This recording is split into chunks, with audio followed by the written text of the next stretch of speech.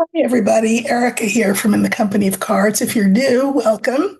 If you've been here before, welcome back. I use Lenormand, which is an European card system, traditionally 36 card system, to look at the issues of the day. Um, I'm the author of The Language of Lenormand, available wherever books are sold. And the deck that I use is my own deck called Erica's Lenormand of Hope. I say all that because we have new people, and so I guess I want to just in a sentence mention a ground rule. Uh, so I had a couple of people say that I should. Another way I could do this program would be to be less verbose and more concise, and value brevity. And that was, of course, unsolicited advice. And my suggestion is that, if whatever I offer here does not suit you, you're welcome to find another channel, right? I'm not asking advice for how to conduct myself here. For those of you who are new, I will just repeat the bibbity bobbity boo rule. Bibbidi Bobbidi Boo. This was, if you are a boomer like I am, you will remember Cinderella, a Disney version, and that there was a fairy godmother. And when she wanted to make something happen, she would just flick her wand and say, Bibbidi Bobbidi Boo. So that is a sort of the code word here for how I handle anything that I feel is troll-like, which means that generally I don't discuss it. I just hit the button. And if you're unaware, the beauty of hitting the button is that people who hit the button are not, um, they're not, well, they are kind of, they're disappeared from the channel, meaning they can still watch what I do and they still count in my numbers. But when they try to comment, their comment goes into a black hole. I don't see it, nor do my readers see it. So it's really, trolling in general is kind of weird behavior. But I just want to let trolls know not only is it weird, it doesn't really work. So if you don't like what I have to offer, I totally get it. People have different tastes and different preferences, and I'm fine if I am not your cup of tea. It's okay. Um, I hope you find what you're looking for. So I have here a bunch more viewer questions. These are questions that were emailed to me or else left in the comments over the last couple of days. Uh, Most of them I will look at with the cards. A couple of them I will comment on, but maybe don't feel like cards are necessary to answer. So one of them is about South Africa. I was asked about the ANC party and would that party dissolve and would the Democratic Alliance, which is a coalition party, would that party gain power? Well, the ANC has already kind of faded into the background. I mean, as of 2024. And the Democratic Alliance has indeed gained power. So, yes and yes. I don't need the cards for that. The ANC has had its day. Its day is pretty much done. And the coalition government is the one that will continue and rise in South Africa. Someone else asked me about Medicare and Social Security and whether they were in danger. Well, I think we all know that the answer is yes, they're in danger, right? I mean, that's part of Project 2025 is to get rid of them. Will they be gotten rid of? I think it would be quite a hard slog to get rid of them. So I don't think they will be gotten rid of, but there will be attempts made water them down. And again, we don't need cards for that. We know that that's on the agenda, right? Okay. Um, so here is another viewer question. These are kind of all over the place. I was asked to look at Letitia James and less about her legal um, difficulty because, that case is going to be thrown out, and more about her future. I was asked if she would be, in the end, eventually under a different administration, of course, the Attorney General. So that's something interesting to look at. So let's look and see, will Letitia James eventually become Attorney General? Okay. So I'm just going to cut the deck to three, and then I'm going to um, look for the older woman. That will stand for Letitia James, and we're looking at her professional trajectory.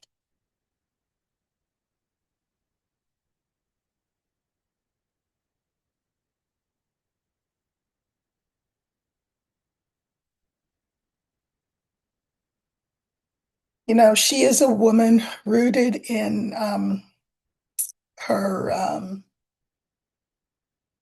belief in the legal system, also rooted in her faith. So, whatever weapons formed against her, and there are many, will not prosper. So, as she said, no weapon formed against me will prosper from the Bible. So, we have the snake, we have the heart, we have Letitia James, we have Clover, and we have Garden. I'm going to say that because of the trials that she has had to undergo, the way the felon has made her um, life more difficult just by virtue of having to deal with him and this, his litigiousness, that has caused her problems.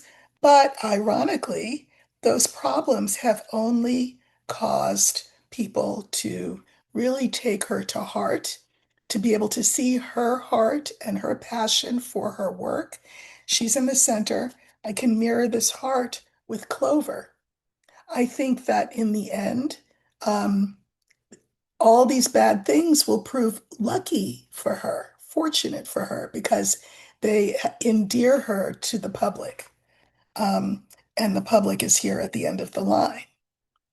So I think she will absolutely land on her feet. Let me pull some clarifiers under her.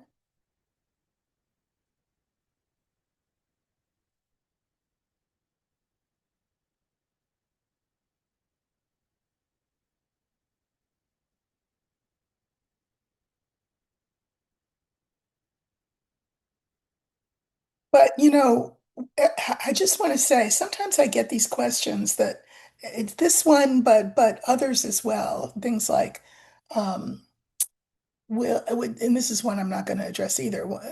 Will people in the administration end up having to pay a price for their conduct? I, I just want to say that there is this human tendency to want to jump the line, to want to skip to the end of the book, to want to fast forward through the movie. And as the saying goes, the only way um, out of this situation that we're in is through it. And so I really feel like we put the cart before the horse when we, try to look over the horizon and get to the finish line before we, slog through the mud that we have to slog through because we've never slogged through it in the way that we have needed to do. We've never confronted things about this country that we have needed to confront. So, my best advice is to stop trying to skip to the front of the line or the end of the story or whatever and just, be in this moment that we're in. Speaking of, I pulled cards on James, and we have the rider, and these are the clarifiers, the rider, the whip, and the mountain. So, for the time being, in the present, the message is she's got a tough road ahead. I do think that this case will be dismissed, but not today. So in the meantime, she's got to do her due diligence, and she is, delayed in the work that she really is supposed to be doing. So, in New York. So, this is the card of discipline. She has to be disciplined and focused and keep her eye on the ball, even as these impediments are thrown in her way. Now, Clover is that fourth card. The clarifiers are the cross, the young woman, and the birds. Um, you know, Clover again feels lucky. I think in the end she is lucky, but not without having paid a price for it. It's not just luck. It's having to weather these difficult storms. It is choosing to not skip to the last page of the story and just stay and do the work. Uh, I can see her possibly, uh, huh, being AG. I think so. Um, being head legal officer of the government at a certain point. She's young enough, she's vigorous enough, she's hopeful enough, she's faith-filled enough that I think that could happen. But again, not today. Here we have the last card. It's the garden, and the clarifiers are the mice, the tower, and the letter. So, this is her public facing self. Um, and I will say that this garden can be mirrored with the snake. The felon, of course, is trying to smear her, to cast aspersions on her character and besmirch her in the eyes of the public. Uh, but we have these three. And, this is stress. I think she's under a lot of stress right now. I think it's really difficult because the actual government is coming out after her and, you know, making stuff up, going through her paperwork with a fine-tooth comb and calling legitimate business transactions somehow, not above board. So she's not, again, she's not skipping to the last page, and we ought not to either. Um, I think she will end up well because she's a hard worker and a person of good moral character and principle. But I think right now she is she is in it, and she's just doing the work, putting one foot in front of the other. And I think we need to be supportive of her in that, however we are, whether we give her money, because I know there have been funds solicited on her behalf, um, whether we in our own way speak truth to power. And then in the end, when the time is right, I think she will be rewarded. And it could very well be AG would be her reward. Okay. Somebody asked me, I thought this was well, on the one hand, I forgot to light my candle again. On the one hand, it's an interesting question. On the other hand, part of me says, do we really care? And the question is, um, how is Merrick Garland doing these days? Merrick Garland, who basically didn't do nearly enough when he had the chance. So I guess the question was, does he feel remorse? People seem very wedded to this idea that they want people to feel remorse. I think you're expecting a lot. Uh, the felon doesn't feel remorse. Nobody in his administration feels remorse. Now, obviously, Merrick Garland is a different kettle of fish, but does he feel remorse? Hmm, I don't know. Let's see. I'm not even going to feed that question. The question I'm going to ask is, how's he doing? And if there is remorse, we will see it in the cards. Okay, so we're going to look for the older man. We want to know, how Merrick Garland's doing. One person asked it, but a few people seconded the motion that they wanted to know, and that's why I'm looking at this question. Okay.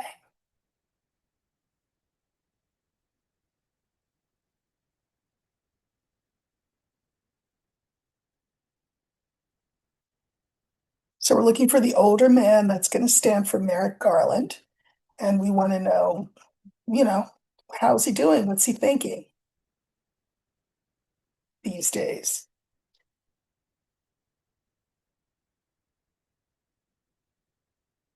Deep in the deck, here he is.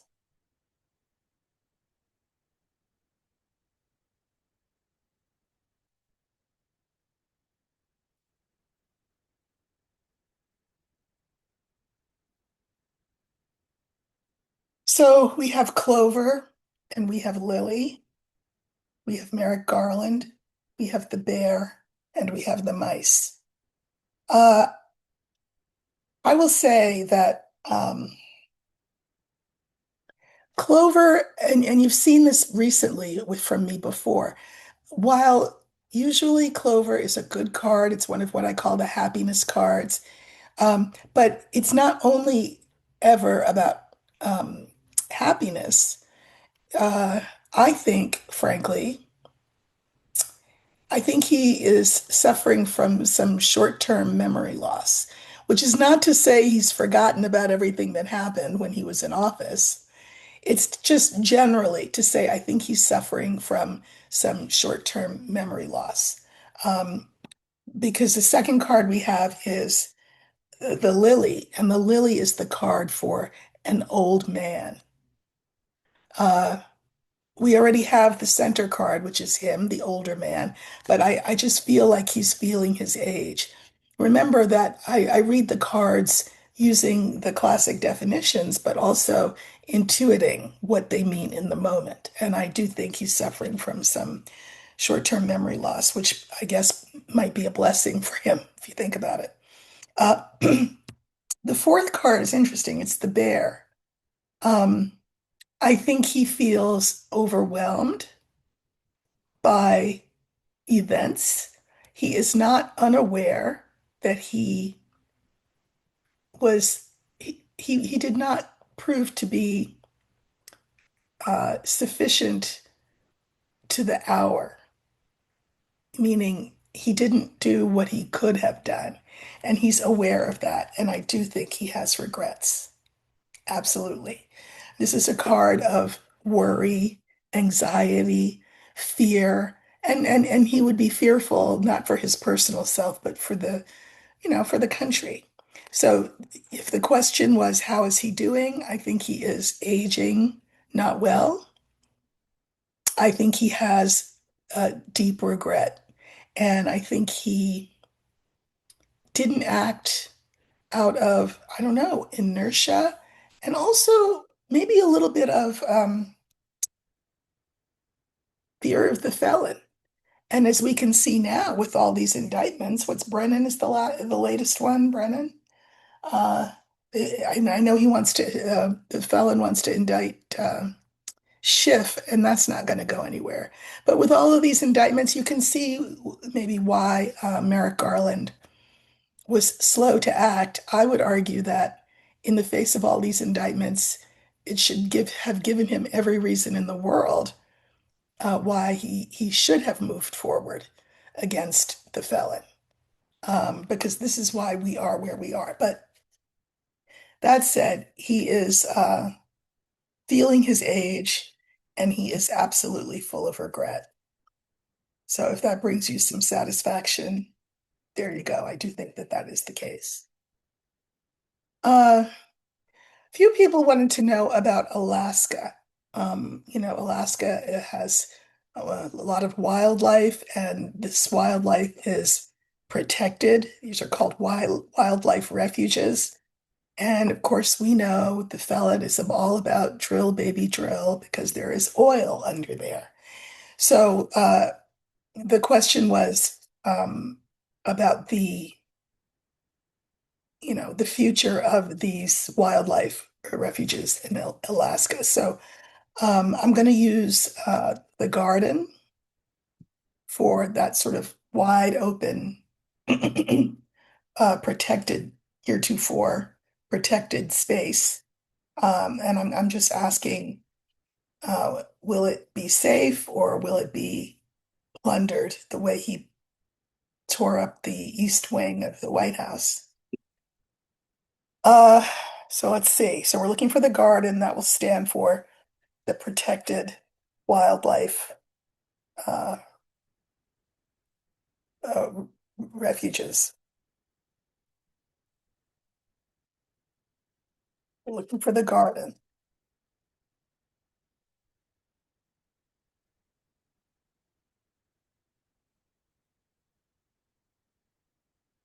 Okay, so this is the Alaska Wildlife Refuge. Refuges, plural.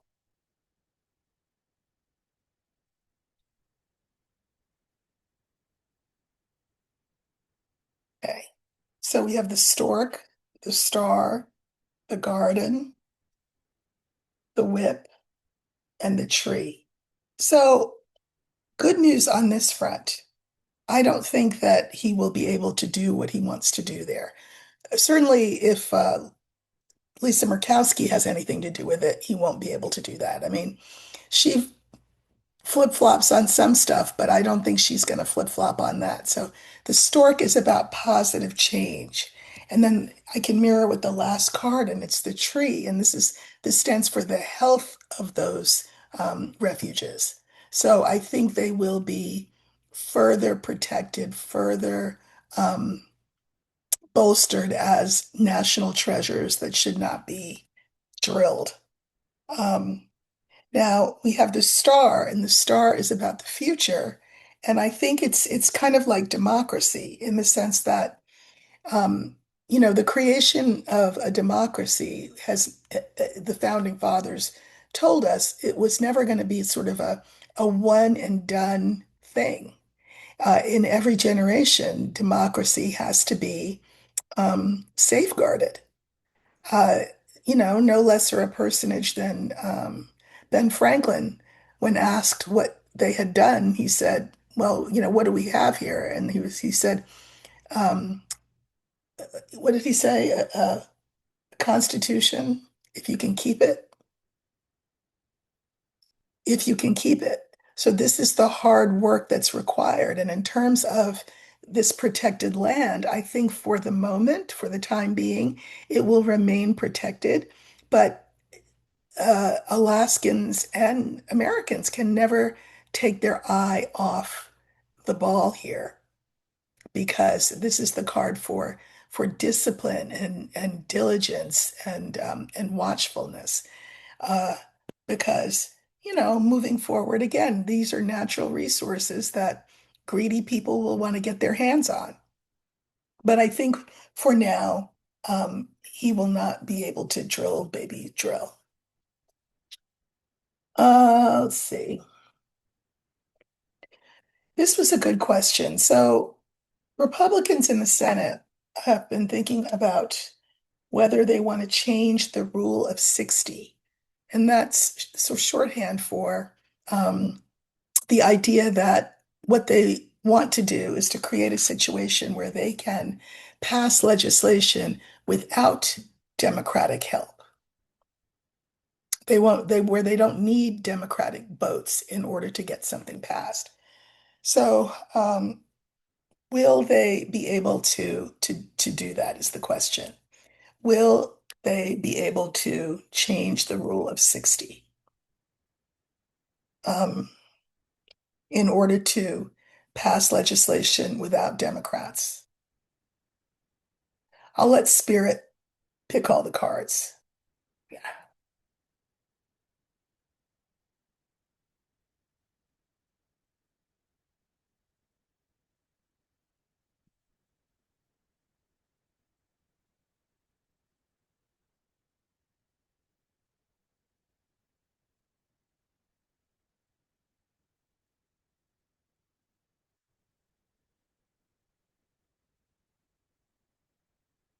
So we have the letter, the key, the rider, clover, and mice.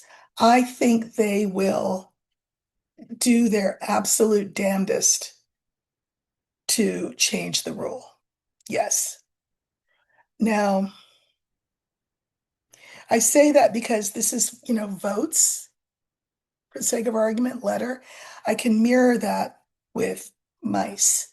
So, in other words, they need fewer votes. This is like decreases. So they need fewer votes. That's what they would like to do.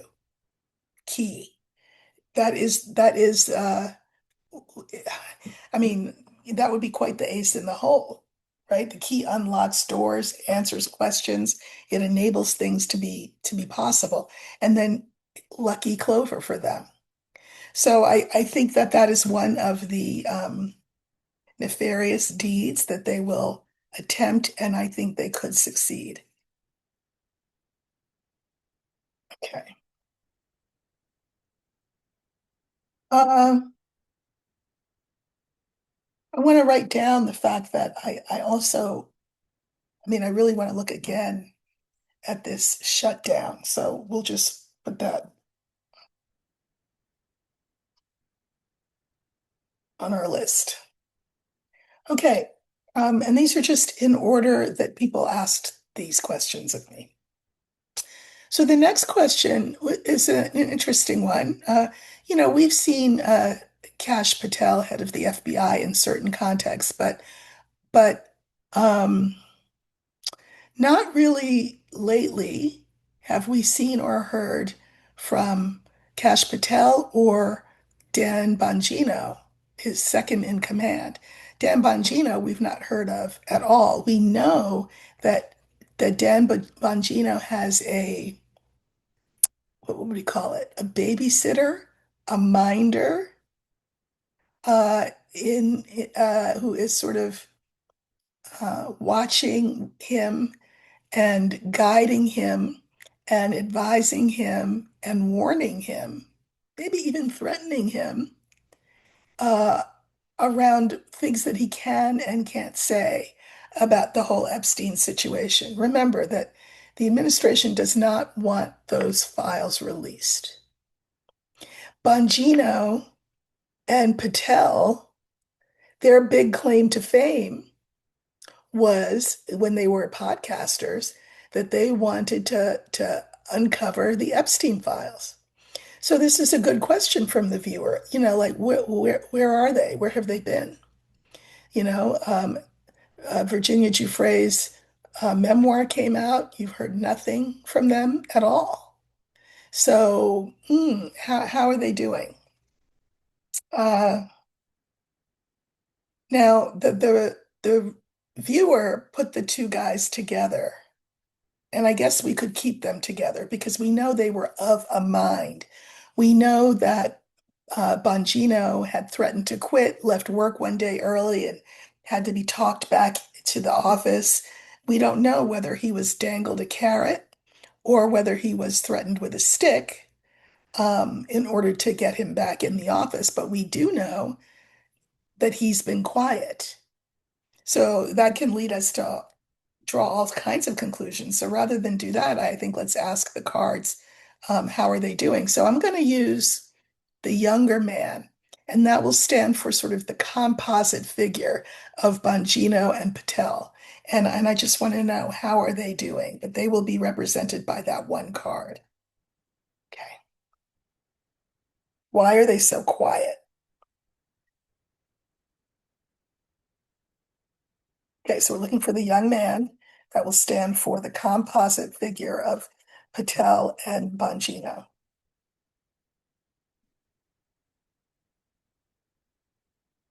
Okay, this is Patel slash Bongino.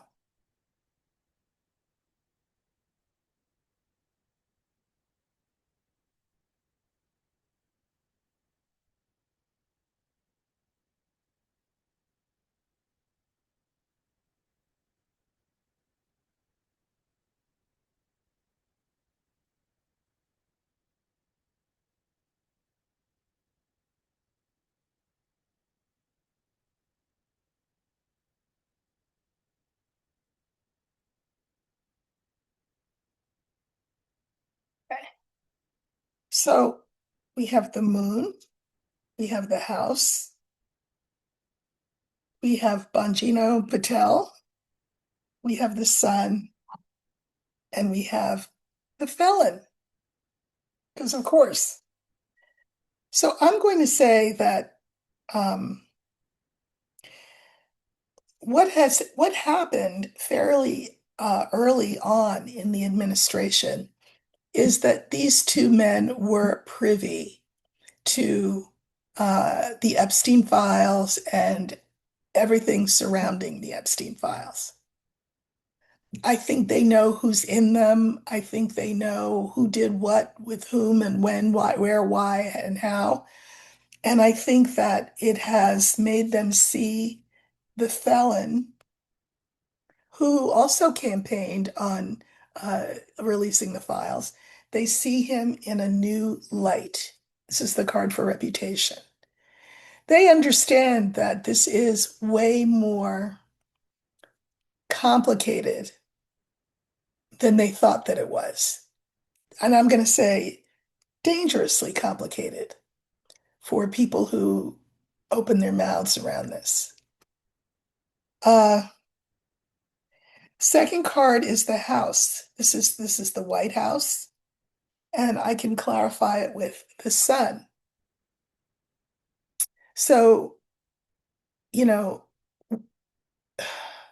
they are officials of this administration, but they are also very aware of um, the lay of the land. That again, this is sunlight. Um, I think they even realized that if the files were released, all hell would break loose. And so they're going with the program. Here is them, Bongino/Patel. Here is Pam, who also knows all, Pam Bondi, about the women, the girls. And then we have the whip. Uh, I can mirror the whip with this composite figure here because I think that both Patel and Bongino have been effectively taken to the woodshed and punished for being such loudmouths and warned to shut up. Now, we have the sun, and then we have the stork, the dog, and the rider. So I think they have been threatened, but on the other hand, if you really want somebody to be in your thrall, I guess you don't just threaten them, you also have to give them some sort of positive incentive for going with your program. So they know all, they know what's what, they know how deep this goes and how wide this is. This is international. And for all kinds of reasons that I've read on before. They've realized, or they believe, they've been led to believe or convinced that the better part of valor for them is to stay loyal. That's the message that they've got, to stay loyal to the White House on this. Because it's not about whether the felon's name was in the files as a customer, let's just say. No, it's more the fact that the felon was involved as a business partner, right? So if that news came out in a real official way, it would ruin the felon. And so I think the carrot is, stay loyal and better days are ahead for you. Stay loyal and you will be rewarded. And here's the felon, clarifiers, the heart, the fish, and the birds. So this is him saying to them, either out of his own mouth or through intermediaries, your love and loyalty should be to me. I will reward you financially. And there are a lot of us out there. So you don't know who's who and what's what. You might want to play your cards right because you don't know. I mean, Birds is like groups and clubs and and conversations and things. You don't know, the felon would say. Um, you might trip on a banana peel, courtesy of somebody in my coterie, somebody in um, my my employ, in my group. So I feel like now they really know who they're dealing with, and they've decided that they want to be in the club. They do not want to be outsiders because it's dangerous to be an outsider. They want to be in the club. That's why they're so quiet, because they've alternately been rewarded and threatened, um, you know, and encouraged. It's a, soft word, encouraged to stay in the club or else. And if you stay in the club, there are all kinds of perks that can come your way. So I think that's why they're quiet. I'm sure they're miserable because these were men who were naive, I think, in a lot of ways about how things work. And so they were going to go in there like white knights and they were going to uncover everything. And everybody on that Epstein list was going to be a Democrat. And then they were going to, you know, own the libs. And well, it doesn't, as it turns out, it's a lot more complicated than that. So I think they are scared. And I also think they are self-serving. And that's why they're so quiet. Okay. Mm. Another question. So we know that this billionaire from the Mellon family, Mellon banking family, it's an old banking family, gave or has offered to pay X amount, 140 something million dollars to pay the troops. Which, by the way, can I just say that won't, if you count how many people are in the military and then you divide that by 140 million, each service person would get like what, $100, something like that. So, it's a drop in the bucket, but it sounds good, right? It sounds good. So the question is, did he do it for PR? Did he do it to curry favor with the felon, of whom he is a supporter, by the way? Or did he do it because of some other reason? Is there a quid pro quo going on? Like, here's why I say quid pro quo. I don't think I mentioned this the other day, but Mellon is one of the banks that um, Epstein did business with. So as you rake in all of this money that you're getting from blackmail and procurements from people who are paying for girls, um, you got to do something with that money. You can't keep it in your piggy bank, right? So that money was handled, we could say laundered, whatever you want to call it, by different banks. And apparently Mellon Bank is one. And we know that because there is a survivor who is suing the bank um, for their participation in um, her being trafficked, in the sense that they handled the money piece of it. So is Mellon trying to keep his name out of things? I mean, how do you keep your name out of things when you just pony up to the bar with 140 million with no reason why you're doing this? We're supposed to think that it's just a benevolent gesture, but we live in America. There are very few benevolent gestures made on the part of the movers and shakers unless there is some return on their investment. Am I right? So I'd like to know. Uh, I don't know if he's a young man or an old man, but let me see if I can find a picture of him because that'll tell me uh, before I decide what card I'm going to use. I'm just going to look him up. Okay, here he is. Yeah, he's old.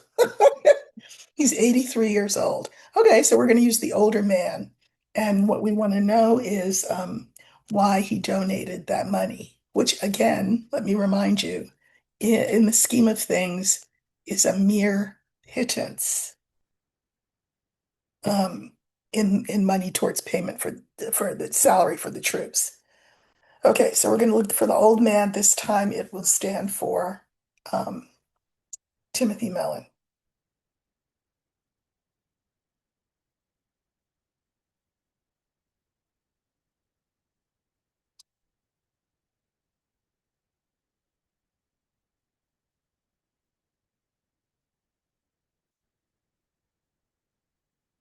Okay, so this is 83-year-old Timothy Mellon.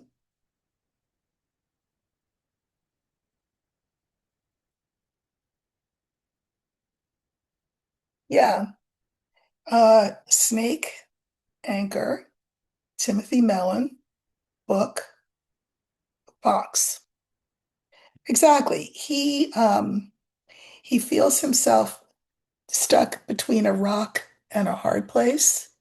The reputation of the bank and his own reputation are um, at risk of being sullied, which would have, of course, financial consequences. So this is problematic. This is a problem, and this is being weighted down by this problem in ways, mind you, of course, remember he's in the middle, that he doesn't even know. He doesn't know what's going to happen. I think it was an insurance policy. Keep my name out of it. Keep the bank out of it because, if the cat came out of the bag, I would be not smelling like a rose in this situation.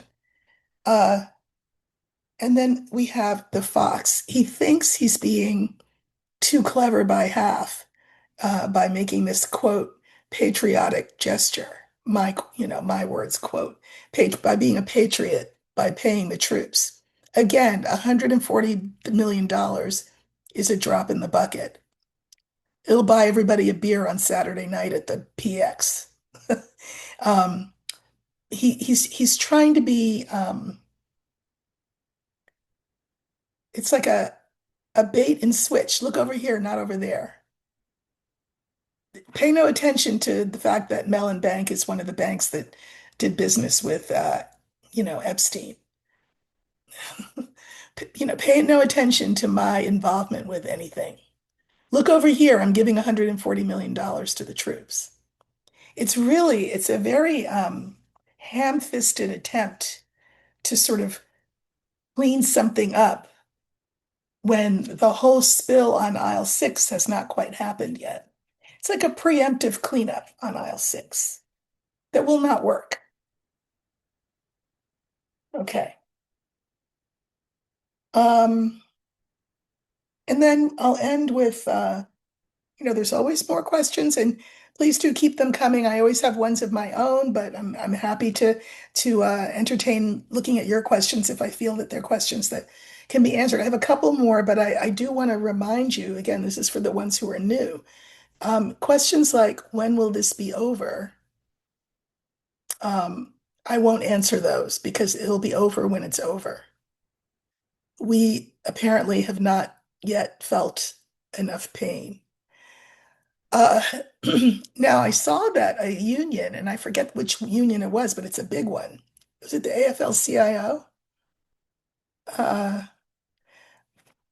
I don't know. I'm pretty sure it was the AFL-CIO, but could be wrong. Let me check.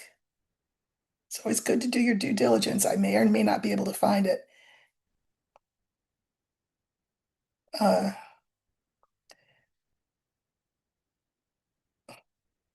yeah, AFL-CIO on the shutdown. Okay. Yep, that's what I thought. So the AFL-CIO, knowing that people are hurting, people have lost jobs as of the first, which is when Friday or something.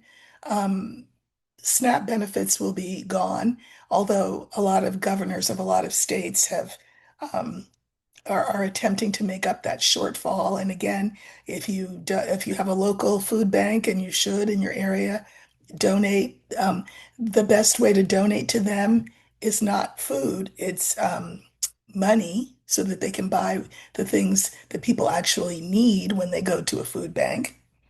Um, uh, what was I going to say? Oh, that the AFL-CIO said to the Democrats, okay, you know what? You all need to settle this thing.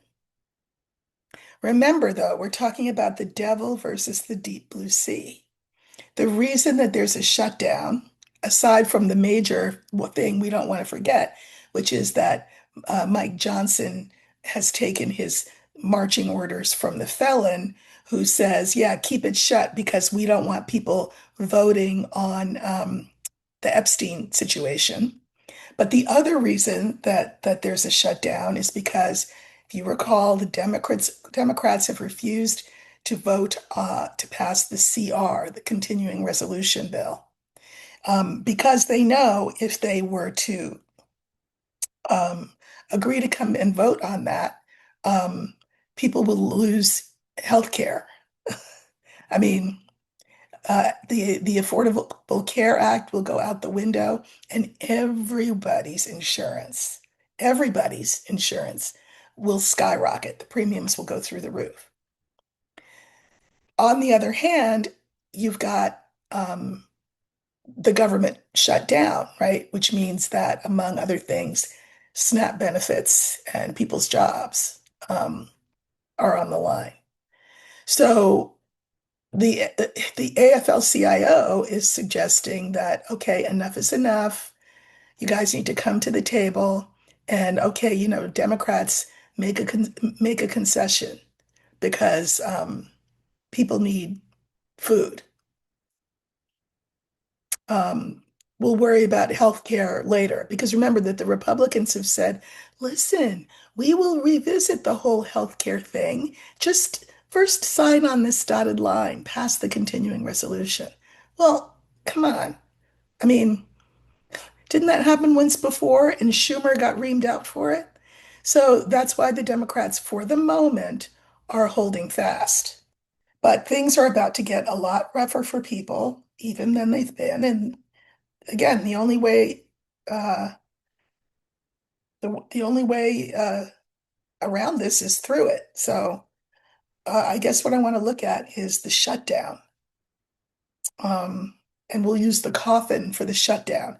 And I want to see if there is any hope. We are 3 weeks in of it coming to an end anytime soon. So we're using the coffin, and that will stand for the shutdown.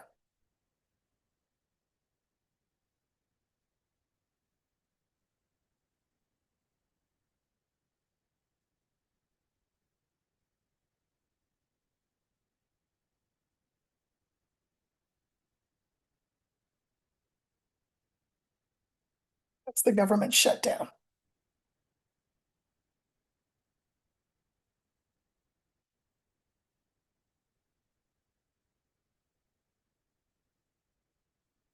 Okay, so we have the mice, the book, the coffin, the stork, and the heart.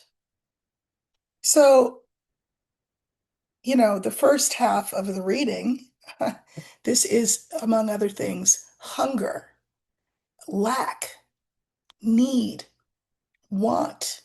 This is what people are experiencing now and will continue to experience if the shutdown is not ended. And the consequences of this are unknown.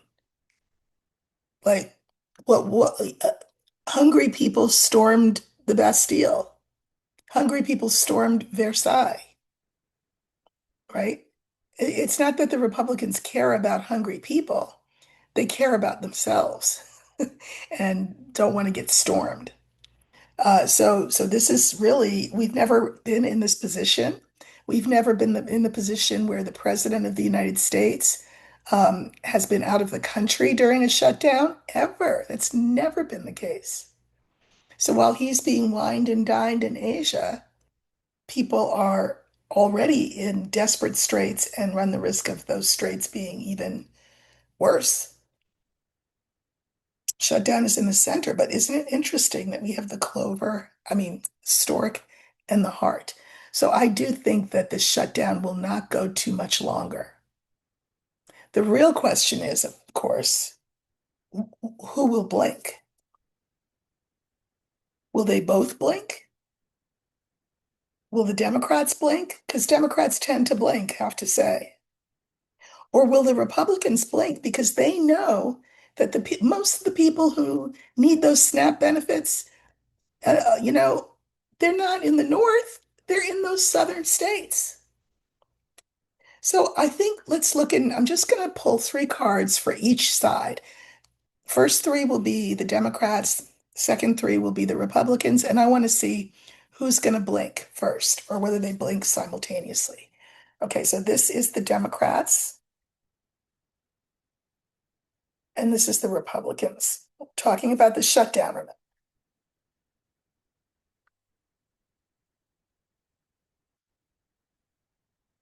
Democrats, Republicans.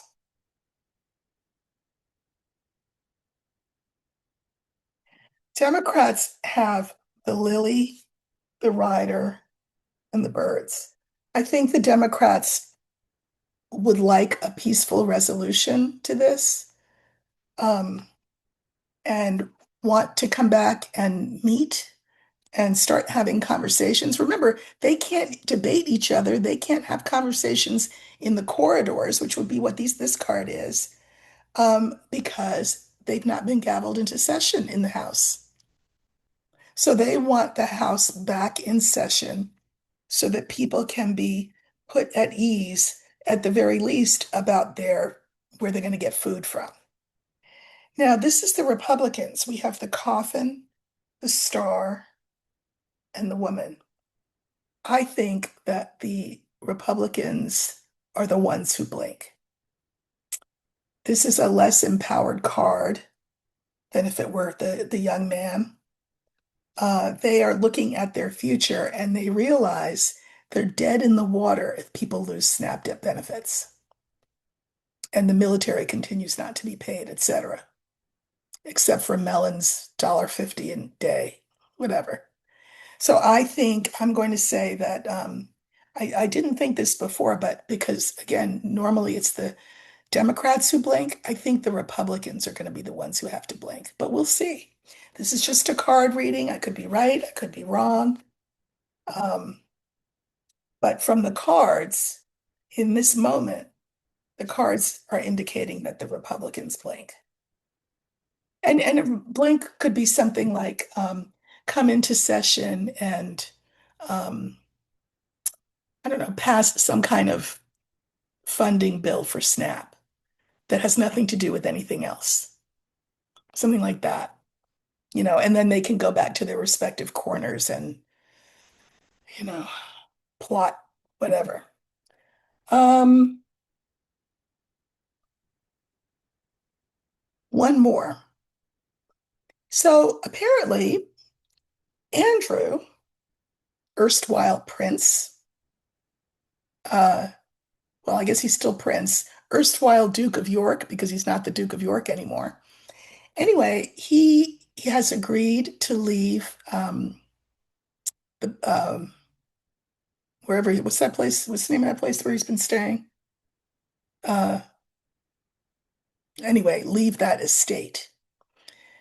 Don't tell me in the comments it's called blah blah blah. You all know what I'm talking about, okay? He has agreed to leave that estate where he has lived with his ex-wife since the past 30 years, Sarah Ferguson. And it turns out he has not paid rent and it was a nominal rent, but still, he has not paid even the nominal rent in like 20 years. What? Imagine if one of us tried that, didn't pay our mortgage or our rent for 20 years.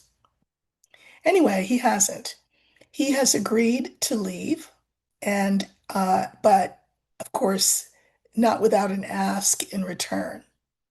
And he wants Frogmore Cottage. Now, let me remind you that Cottage originally, well, it was Queen Victoria had it built, I think, but originally it was a wedding gift to Harry and Meghan from the Queen. And they had it renovated at great cost to the taxpayer. And then when they left the family, they reimbursed the Royal Trust the money. So, they paid for their own renovations. And I guess Andrew, now wanting to jump on another bandwagon, would like to live in Frogmore Cottage. We know it's 5 bedrooms. It's supposed to be really nice. I mean, obviously they redid it. Megan redid it. Now, I mean, I guess they have to let the guy live somewhere. But here's the kicker. To me, the kicker is that they also are asking that Sarah, his divorced of 30 years wife, granted, the mother of his children, but I'm just saying they've been divorced. They want to give her, oh, she wants to be given Adelaide Cottage. Now, Adelaide Cottage was the place where William and Kate and their children had lived. They're now moving again, or have moved, and they're going to about to move again. But so Adelaide Cottage, I guess, is open. Apparently, the two properties, Frogmore and Adelaide, abut each other. So the rationale is that there's not enough room for Sarah at Frogmore, 5 bedrooms notwithstanding. And so she needs her own estate. And because they're so close, uh, the estates, they can go back and forth to each other's houses. Okay, I want to know. I want to know. Uh, will will Andrew be given Frogmore Cottage, and will Sarah be given Adelaide Cottage? And again, when we say cottage, you all know it's not really a cottage. It's not like what we would call a cottage. It's an estate. Okay. So we want to know, I'm going to pull 3 cards for will Andrew be gifted Frogmore? And then 3 cards, will Sarah be gifted Adelaide? Okay, this is Andrew. Yeah, I think Andrew will get Frogmore. And then this is Sarah. Okay, so this is Andrew. I mean, family bonds are family bonds, filial bonds are filial bonds, fraternal bonds are fraternal bonds. This is the Charles's brother, so he feels some kind of loyalty to him. They think that it's only fair, and so I think he'll get lucky and they'll give him Frogmore. As for Sarah, the fox, the scythe, and the tree. Girl, what? You conniver. What are you talking about? You're a commoner. You're not in the family. You haven't been in the family in 30 something years. What? This feels to them like a really conniving move. They're gonna cut her off at the knees and say, "We're giving Andrew Frogmore. You can stay in the guest room there." They're gonna cut her off. She is not part of this lineage. I mean, she is kind of because she has 2 kids, whatever, but she's not. They're divorced. So Sarah will not get Adelaide Cottage or anybody else's cottage for that matter. But I do think that Andrew, they really want him out of that other place. So I think Andrew will get Frogmore. That's what I think, or that's what I see in the cards.